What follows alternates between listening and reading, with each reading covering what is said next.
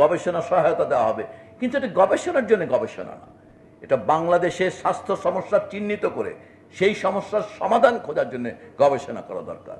অতএব একটি ভালো ট্র্যাক রেকর্ডের গবেষক এবং দেশের জন্য প্রয়োজনীয় একটি সমস্যা, সেটি একটি নিয়মবদ্ধ গবেষণার মাধ্যমে আমরা সেই প্রশ্নের একটা উত্তর খুঁজতে চাই। অতএব রাষ্ট্র বা এই সরকারের এইবারের পরিকল্পনায় গবেষণার অগ্রাধিকার নির্ধারিত হবে সমস্যার আকার এবং বাংলাদেশের সঙ্গে তার সম্পৃক্ততার আলোকে এবং গবেষকের আগে করা গবেষণার ট্র্যাক রেকর্ডের উপর।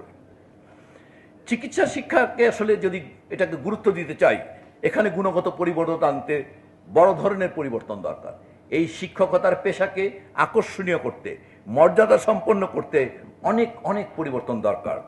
এই লক্ষ্যে আসলে মেধাবী এবং প্রতিশ্রুতিশীল তরুণদেরকে আসলে আকর্ষণ করতে হবে শিক্ষকতায়, এবং সেই কারণে এবার বেশ কিছু ফেলোশিপের ব্যবস্থা করা হবে।